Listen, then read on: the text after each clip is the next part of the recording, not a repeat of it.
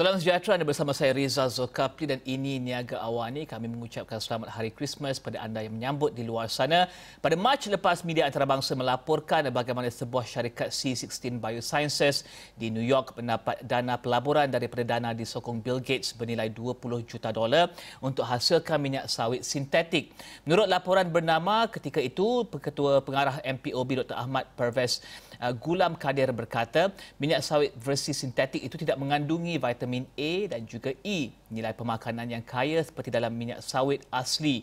9 bulan selepas laporan tersebut, saya mengadakan temu bual baru dengan Dr. Ahmad Pervez untuk melihat respon dan juga strategi baru MPOB dalam berdepan minyak sawit sintetik ini. Saya juga bertanyakan sama ada minyak sawit sintetik ini akan mengancam pasaran minyak sawit mentah keluaran Malaysia. Saksikan temu bual bersama dengan Ketua Pengarah MPOB Dr. Ahmad Pervez Gulam Kadir. Assalamualaikum warahmatullahi wabarakatuh.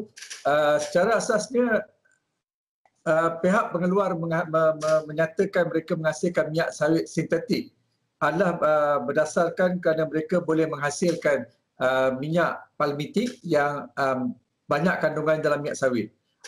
Secara asasnya kita berpendapat bahawa minyak sintetik yang dihasilkan ini tidak akan menjejaskan ekonomi ataupun pasaran minyak sawit kita kerana mereka tidak dapat menggantikan minyak sawit khususnya dari penggunaan atau aplikasi makanan.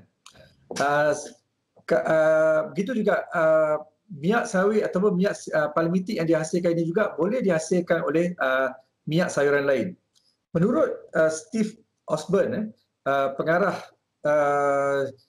yang terlibat, minyak sawit sintetik berhadapan dengan cabaran yang untuk menembussi pasaran makanan di Eropah kerana mereka juga bergantung kepada penggunaan teknologi ataupun makanan terubah suai genetik atau genetic modified, di mana kita dapati bahawa di Eropah mereka tidak menerima makanan berasaskan GMO. Begitu juga minyak sawit sintetik secara teknikalnya boleh digunakan untuk menghasilkan bahan api ataupun biodiesel. Namun kos pengeluarannya jauh lebih tinggi kerana mereka berbanding dengan minyak sayuran yang adalah pada masa ini minyak sawit khususnya adalah yang paling murah, yang paling kompetitif. Jadi di kuarteri belum menghasilkan minyak sintetik untuk kegunaan biodiesel, ianya tidak akan berdaya saing.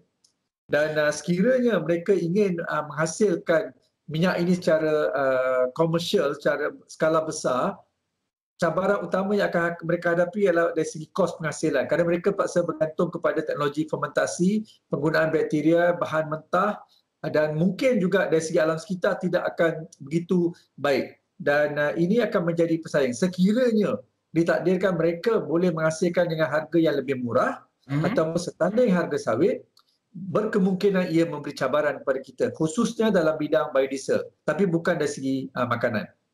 Tapi doktor, ada pihak yang menyatakan bahawa kesan teknologi baru ini adalah lebih buruk daripada kempen Kesatuan Eropah dan juga kempen-kempen lain berkenaan dengan larangan penggunaan minyak sawit dan juga sekatan penggunaan minyak sawit. Adakah doktor rasa ini benar? Ya, sebenarnya kalau kita lihat baliklah kepada apa nama ni laporan media, syarikat ataupun Breakthrough Energy Ventures yang berpangkalan di Amerika Syarikat ni, mereka melabur 20 juta US dollar ataupun juga 80 juta ringgit bersama syarikat C16 Bioscience untuk menggunakan mikrob untuk menghasilkan minyak sintetik. Dan untuk makluman, minyak sintetik ini dihasilkan melalui kaedah fermentasi seperti mana kita menghasilkan arak dan sebagainya lah. Dan dia bergantung kepada penggunaan minyak dan protein lain.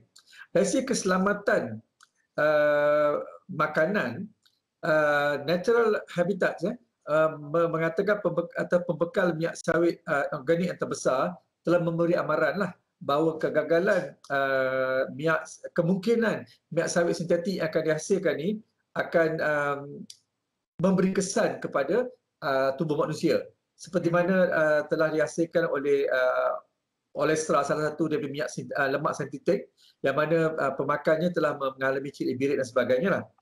Dan kos pengeluaran juga sebenarnya jauh lebih tinggi lah berbanding dengan kaedah biasa. Dan University Bath di UK juga mengatakan bahawa ianya tidak ekonomik. Tapi kalau kita melihat kepada seperti yang disebut tadi dari segi kesan kepada kempen anti minyak sawit. Memang kempen anti minyak sawit ni mereka lebih kepada untuk mempertahankan ekonomi mereka, mempertahankan minyak yang mereka hasilkan di negara mereka, kerana minyak sawit yang kita hasilkan ni jauh lebih murah, jauh lebih baik, dan dari segi teknikal kalau digunakan untuk penghasilan biodiesel, ianya jauh lebih efektif, dan minyak sawit didapati lebih berkesan untuk menghasilkan biodiesel berbandingkan dengan minyak sayuran lain. Dan apa yang mereka cuba lakukan ialah mereka cuba menggunakan ataupun menggunakan pendekatan lebih kepada kita panggil propaganda, mengatakan bahawa okey, sekarang ni kita boleh menghasilkan minyak sawit yang sintetik lebih murah dan lebih berkesan dan tanpa menyebabkan pencemaran alam sekitar. Itu yang mereka cuba lakukan. Tapi walau bagaimanapun sebenarnya perkara itu hanyalah sebagai saya propaganda dan publicity murahan lah mereka untuk mendapatkan sokongan kepada minyak yang mereka hasilkan lah. Jadi bagi saya sepatutnya ia tidak menjadi cabaran besar bagi kita lah. Sebab saya rasa cabaran yang kita hadapi dengan Eropah adalah jauh lebih besar. Okey, apa yang MPOB telah ketahui setakat ini berkenaan dengan pengeluaran minyak sawit sintetik ini, dan juga adakah perkembangan ini membimbangkan sejak daripada Mac hingga ke mungkin Disember pada ketika ini? Okey, apa yang kita ketahui setakat ini seperti saya sebut tadi lah, bahawa mereka adalah satu teknologi yang baru dan memerlukan kita panggil kos ataupun kita panggil investment yang tinggi, di mana seperti saya sebut tadi adalah Breakthrough Energy Ventures yang berpengkalan USA membelanjakan atau melaburkan 20 juta USD lah untuk terlibat dalam projek menghasilkan minyak sintetik ini berdasarkan penggunaan mikrob dan berdasarkan pada sisa makanan dan produk industri. Dan fermentasi ini adalah seperti mana proses penapaian untuk menghasilkan arak, menghasilkan kita panggil tuak dan sebagainya lah. Itu proses yang digunakan. Tapi cuma ini dalam keadaan yang lebih sistematik dan melibatkan kos yang lebih tinggi lah. Dan dia mungkin dari segi permakanan, kita khawatiri dia mungkin akan ada isu dari segi penerimaan badan lah untuk menerima lemak yang dihasilkan secara sintetik. Dan saya rasa penting juga untuk kita mengetahui bahawa adakah ianya boleh diterima oleh pengguna bila mana mereka mengetahui minyak ini dihasilkan melalui sisa makanan, sisa industri dan sebagainya, dan diproses semula untuk menghasilkan minyak lah. Okey, dan doktor, apakah yang MPOB akan lakukan untuk mungkin kurang ataupun tampan kesan minyak sawit sintetik ini kepada MSM ketika ini, atau adakah ketika ini terlalu awal untuk fikirkan strategi ini? Ya, bagi saya buat masa ini adalah terlalu awal untuk kita memikirkan satu alternatif ataupun untuk kita merasa terlalu cepat untuk kita bertindak balas. Walau bagaimanapun bagi peringkat kami kadang melihat teknologi yang akan digunakan mempunyai banyak tekangan, dan begitu juga kita dapati bahawa teknologi ini juga masih di peringkat awal dan belum ada tanda-tanda boleh dikomersialkan cara yang murah. Kalau kita lihat daripada kejayaan sebelum ini, kebanyakan teknologi ini melibatkan kos yang tinggi. Jadi kita merasakan untuk ia mencabar datang memberi kesan pada sawit akan makan masa. Walau bagaimanapun bagi pihak kami perlu segera ataupun sentiasa peka melihat perkembangan industri ini, apa yang berlaku di United States atau mungkin juga di Canada, dan untuk sentiasa kita peka apa yang berlaku. Dan dari masa ke semasa juga mungkin kita juga perlu melihat adakah perlu sekali-sekala kita membuat promosi dan sebagainya supaya kita memberi maklumat yang lebih tepat pada pengguna yang mungkin termakan dengan promosi. Mereka mengatakan, oh kita akan menghasilkan minyak sintetik yang akan mengatasi. Jadi mungkin benda itu akan menyebabkan akan ada pihak pengimport yang akan mula merujuk kepada ataupun mula melihat kepada minyak-minyak lain dan mula meletakkan minyak sawit ini sebagai bukan bahan asas untuk industri mereka lah. Dan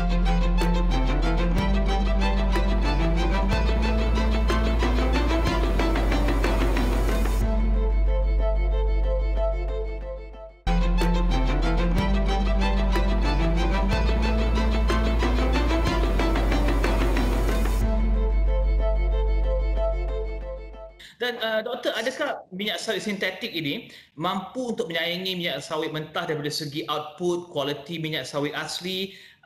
Bagaimana pada ketika ini, doktor? Dari segi output, kalau kita lihat kita ada 17 jenis minyak ataupun jenis lemak yang diiktiraf oleh WHO lah dan juga FAO. Daripada 17 tu minyak sawit adalah minyak yang paling produktif. Kalau kita ambil dengan contoh antara kita dengan minyak soya, minyak jagung, minyak bunga matahari atau minyak biji sawi, kita keupayaan minyak sawit kita ni menghasilkan minyak 5 hingga 8 kali lebih tinggi berbanding dengan minyak mereka. Ataupun dalam kata-kata lain, contoh kalau dalam 1 hektar tanah ataupun 2.5 ekar yang kita biasa dengar, kita boleh menghasilkan lebih kurang 4 tan minyak. Berbanding dengan kaca soya, mereka hanya boleh menghasilkan lebih kurang 0.4 saja ataupun mungkin 0.5. Dan begitu juga minyak-minyak lain mungkin tidak ada yang boleh menghasilkan lebih pada 1 tan. Jadi ini menunjukkan bahawa kita ada kelebihan yang jauh lebih baik berbanding mereka. Itu yang pertama. Dan yang keduanya, bila kita menanam, kita akan tanam selama 25 tahun. Dan selama itu kita hanya mengait buah. Selepas 3 tahun berbuah, kita terus mengait. Jadi kos dan juga penanaman semula sebagainya adalah kekurangan. Jadi ini menyebabkan dari segi penghasilan, produktiviti dan sebagainya, kita jauh lebih murah dan kompetitif berbanding dengan mereka.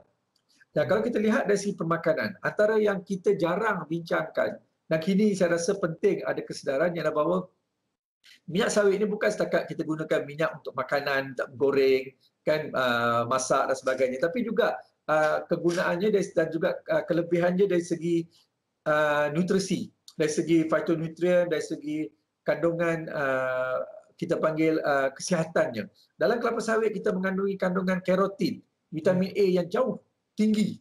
Kalau kita bandingkan dengan lobak merah, kerotin yang ada dalam minyak sawit 15 kali ganda lebih banyak. Kita ada sekarang kita panggil produk minyak sawit merah. Kandungan kerotin yang tinggi ini, dan begitu juga kita ada vitamin E atau tocotrienol. Satu-satunya pokok sawit atau pokok yang menghasilkan minyak, yang menghasilkan vitamin E, tocotrienol, sawit adalah pokoknya. Dan hasilnya begitu tinggi. Dan kalau kita menyatakan dari segi kegunaan kita panggil kesihatan ataupun vitamin E, kita ada 2. Kita panggil tocotrienol dan tocopherol. Yang sawit mengandungi tocotrienol yang jauh lebih berkesan, jauh lebih berfungsi berbanding dengan tocopherol. Jadi itu yang antara kelebihan yang kita ada. Dan begitu juga kita ada beberapa produk-produk lain daripada sawit. Apa yang penting, produk sintetik yang mereka hasilkan, mereka hanya boleh menghasilkan minyak yang asas, yang ada kandungan kita panggil palmitik, minyak tepu yang menyamai sawit. Tapi antara yang ada pada sawit yang mereka tidak dapat hasilkan ialah kebaikan-kebaikan kesihatan tadi. Mereka tidak boleh menghasilkan tocotrienol atau vitamin E, mereka tak boleh menghasilkan vitamin A. Jadi minyak mereka tidak akan mempunyai apa-apa nilai kalau untuk tujuan permakanan. Mereka hanya boleh bersaing untuk kegunaan bukan makanan, lebih kepada industri, kepada biodiesel.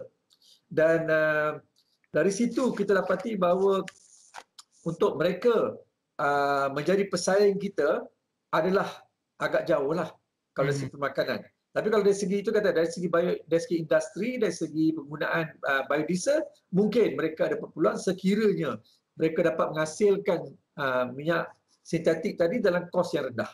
Sekiranya mereka tidak boleh menghasilkan dalam kos yang rendah, jadi lebih baik pembeli menggunakan minyak yang sedia ada kan. Tapi adakah mungkin paling ringkas doktor ya, adakah doktor menjangka satu hari nanti ia mungkin mampu bersaing dengan minyak sawit mentah? Dari segi minyak sawit mentah itu saya kata kalau kita nak melihat dari segi untuk tujuan makanan, untuk tujuan makanan dia mempunyai biodiesel, untuk tujuan biodiesel dan industri. Biodiesel mungkin sekiranya contoh mereka apa yang kita ada sebenarnya biodiesel, kalau kita menggunakan minyak makanan yang terpakai atau minyak masak terpakai contohnya, dan minyak-minyak yang ada ini semua boleh dengan mudahnya diproses untuk biodiesel. Walau bagaimanapun sekiranya mereka berjaya menghasilkan minyak sintetik tadi ini dalam keadaan komersial dalam skala yang besar dan dalam harga yang berpatutan bersaing ataupun sama standing dengan harga sawit, mungkin ia boleh menjadi cabaran kepada kita lah, khususnya dari segi industri biodiesel. Walau bagaimanapun saya rasakan dari segi itu apa yang penting bagi kita ialah untuk kita melihat kepada pasaran baru dan kita melihat kepada penggunaan minyak sawit untuk kita panggil kegunaan bukan makanan ataupun kegunaan makanan yang lain yang mempunyai nilai tambah yang lebih tinggi. Selain daripada biodiesel, kita ada banyak kegunaan bukan makanan seperti oleokimia, bahan pencuci dan sebagainya. Jadi insya-Allah kita boleh menumpukan, dan MPOB sendiri terlibat dalam menghasilkan banyak teknologi untuk penggunaan sawit untuk dalam bidang bukan makanan lah. Jadi saya rasa daripada derivatif daripada minyak sawit lah, itu juga fokus MPOB juga. Betul. Jadi sekiranya biodiesel ini mengalami jalan buntu disebabkan oleh mungkin mereka berjaya menghasilkan, mungkin mereka mempunyai teknologi yang begitu cekap dan mungkin bahan mentah yang banyak dan murah, dan mereka dapat, sebab untuk menghasilkan minyak sintetik tadi, ia bukannya proses mudah macam kilang kita. Dia akan dihasilkan oleh bakteria ataupun oleh mikrob, dan mereka perlu memproses, mengeluarkan minyak ini. Jadi ini semua akan melibatkan kos. Itulah kalau sekiranya mereka dapat menghasilkan secara besar-besaran dan murah, dan saya menjangkakan kemungkinannya agak rendah tapi tidak mustahil. Dan sekiranya itu berlaku, itu saya kata memang ia akan menjadi cabaran dan agak penting untuk kita seperti mana kita buat sekarang supaya kita juga mempelbagaikan penggunaan minyak sawit ini selain daripada untuk makanan dan juga untuk bukan makanan lah. Jadi kita kena ada, orang kata apa ni, plan kedua ataupun alternatif kedua lah. Dan adakah perkara ini dibincangkan, minyak sintetik ini dibincangkan dengan pemain lain serantau melihat kepada sokongan yang diberikan oleh hartawan dan juga individu berpengaruh seperti Bill Gates kepada minyak sawit sintetik ini? Kerana ini tentunya memberikan highlight kepada minyak sawit sintetik ini dan juga alternatifnya kepada MSM sendiri. Adakah perkara ini dibincangkan dengan rakan serantau?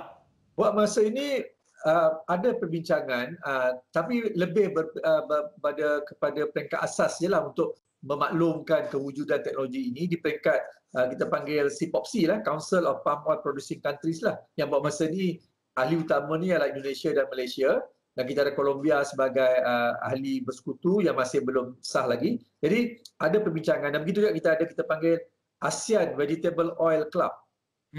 Dari peringkat ini kita ada berbincang tapi tidak secara detail lah, kerana kita merasakan perkara ini masih awal, tapi penting juga untuk kita ambil maklum lah. Dan pelbagai stigma ketika ini dilekatkan kepada MSM dan juga pengeluaran oleh pelbagai negara daripada segi penghapusan hutan, contohnya biodiversity yang terancam, sehingga kepada buruh kanak-kanak dalam laporan yang terkini. Bagaimana ini boleh beri kesan kepada reputasi minyak sawit pada tahun 2020, dan juga apa strategi yang dilakukan oleh MPOB bersama dengan pemain industri untuk memastikan bahawa ada proses pemulihan reputasi ini dan juga minyak sawit, minat kepada minyak sawit asli ditingkatkan lagi? Okey, ya. Memang sebenarnya ini satu yang amat penting bagi negara kita dari segi melihat kepada stigma-stigma yang ada, khususnya dari segi alam sekitar dan juga dari segi isu buruh seperti disebutkan tadi.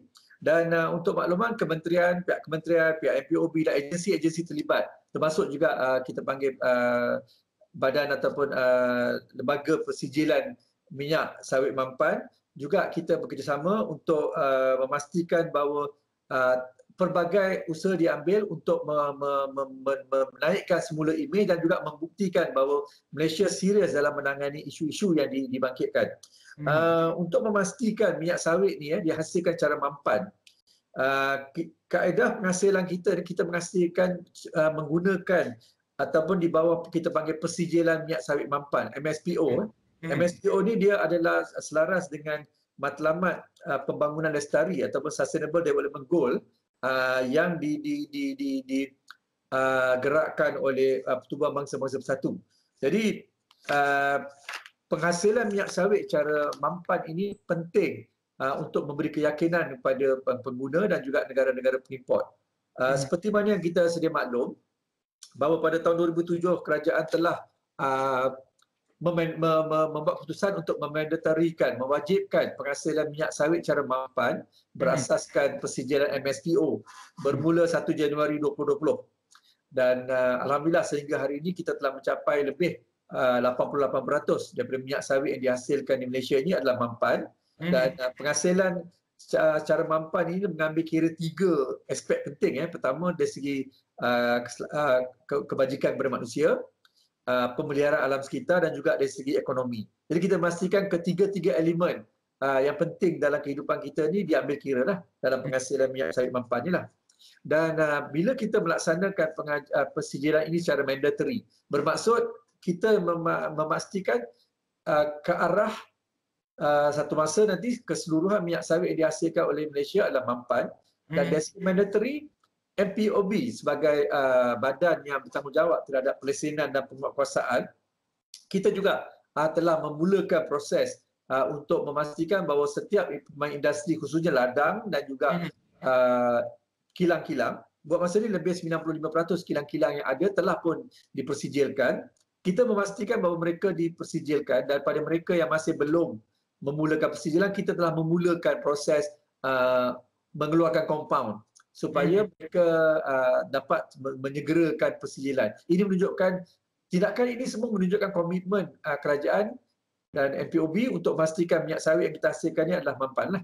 Dan ini juga akan memberi gambaran dan kepada negara luar khususnya Amerika dan juga Eropah khususnya yang memerlukan minyak yang dihasilkan secara mampan. Kita menunjukkan bukan sahaja kita menghasilkan secara mampan dan kita juga menguatkuasakan penghasilan. Biarpun masa tempoh COVID-19 penguatkuasaan engagement dengan pemain industri ini terus berjalan dengan lancar, dengan baik. Kita terus berjalankan, cuma aktiviti ataupun aktiviti pengauditan secara fizikal tidak dapat dijalankan ketika Mac hingga Mei yang lepas disebabkan oleh MCO. Walau bagaimanapun kita panggil auditing secara online dilakukan dan begitu juga kerana proses pengauditan ini bukan dilaksanakan oleh MPOB. Ini sebab sijil ini adalah persijilan ini adalah diiktiraf di peringkat antarabangsa dan menggunakan standard antarabangsa dan telah diiktirafkan oleh standard Malaysia. Jadi juru audit yang dilantik ataupun syarikat audit yang badan persijilan ini adalah badan-badan yang diiktiraf oleh Jabatan Standard Malaysia dan mereka adalah badan bebas. Kita tidak boleh mempengaruhi mereka. Jadi mereka menjalankan pengauditan dan juga pelaporan dan sebagainya lah.